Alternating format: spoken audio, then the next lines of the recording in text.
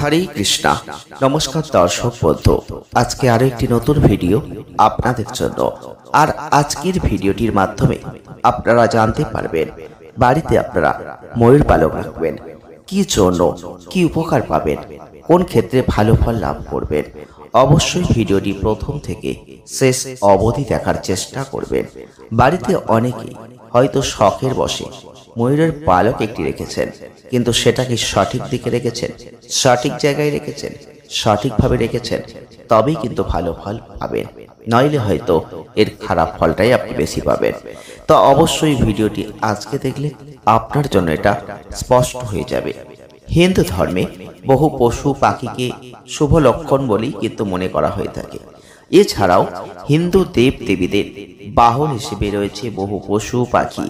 আর দেব দেবীদের পাশাপাশি পশু পাখিদেরও পুজো করার রীতি সনাতন ধর্মে কিন্তু আছে।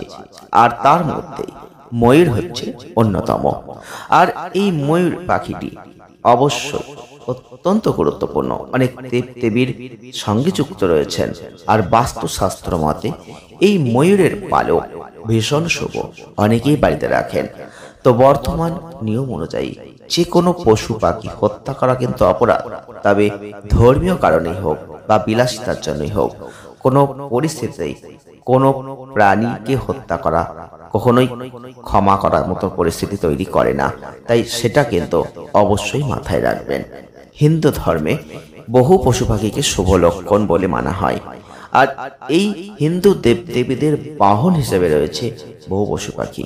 তো আমরা আজকের ভিডিওটির মাধ্যমে জানবো বাস্তুশাস্ত্র মতে একটা ময়ূরের পালক অবশ্যই শুভ। তবে ঘর সাজানোর জন্য ময়ূরের পালক অতি জনপ্রিয় একটা উপকরণ। জ্যোতিষশাস্ত্র হোক বা বাস্তুশাস্ত্রের নিয়ম হোক, যদি মেনে ঘর সাজাতে ময়ূরের পালক আপনি ব্যবহার করেন, তাহলে সেটা অত্যন্ত শুভ ফলদায়ক। কি কাজে লাগাবেন, কোথায় রাখবেন, চলুন আজকের ভিডিওটির মাধ্যমে জানিয়ে দিই। তো প্রথমেই বলবো, যদি মনে হয় ঘরে কোনো ধরনের নেগেটিভ শক্তি রয়েছে, তাহলে একটা ময়ূরের পালক আপনি ঘরে রাখতেই পারেন। রোজকার ঘরোয়া অশান্তি, পারিবারিক সমস্যা থাকলে ময়ূরের পালক অনেক কাজে দেবে। আর ঘরে ময়ূরের পালক রাখলে দ্রুত নেগেটিভ শক্তি পজিটিভে পরিণত হয়। বাড়ির প্রধান গেটের সামনে গণেশের মূর্তির পাশে একটা ময়ূরের পালক আপনি রেখে দিতে পারেন।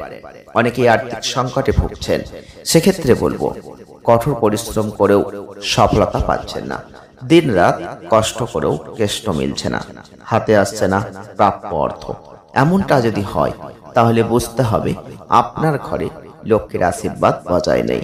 আর্থিক সমস্যা থেকে মুক্তি পেতে চাইলে বাড়িতে হোক বা কর্মক্ষেত্রে হোক একটা ময়ূরের পালক রাখবেন, সব সমস্যার অবসান ঘটে যাবে। এছাড়াও যদি কারো কুনজরে এসে যান বা কুদৃষ্টির কারণে আপনার জীবন নাজেহাল হয়ে যায়, তাহলে বাড়ির এমন জায়গায় একটা ময়ূরের পালক রাখুন যেখান থেকে সেটা দেখতে পাওয়া যায়। তাতেই কুনজর থেকে আপনি কিন্তু মুক্তি পাবেন। অনেক ছেলেপেলেই পড়াশোনা করতে চান না, সন্তান যদি পড়াশোনায় অমনোযোগী হয়ে যায়, তাহলে স্টাডি রুমে বা পড়াশোনার যে ঘরে করছেন সেই ঘরে একটা ময়ূরের পালক লাগিয়ে রাখুন। তাতে শিশুর মনোযোগ বাড়বে, পড়াশোনার প্রতি আগ্রহটা বেড়ে যাবে। এরকম ময়ূরের পালকের আরো অনেক উদাহরণ আছে। আপনারা চাইলে কমেন্ট করবেন, নেক্সট ভিডিওয় আবার আলোচনা করব। আজকের ভিডিওটি এ পর্যন্তই। ভালো লাগলে লাইক করবেন, শেয়ার করবেন, চ্যানেলটিকে সাবস্ক্রাইব করবেন। সকলে ভালো থাকবেন, সুস্থ থাকবেন, আনন্দে থাকবেন। দেখা হবে নেক্সট ভিডিওয়। ধন্যবাদ।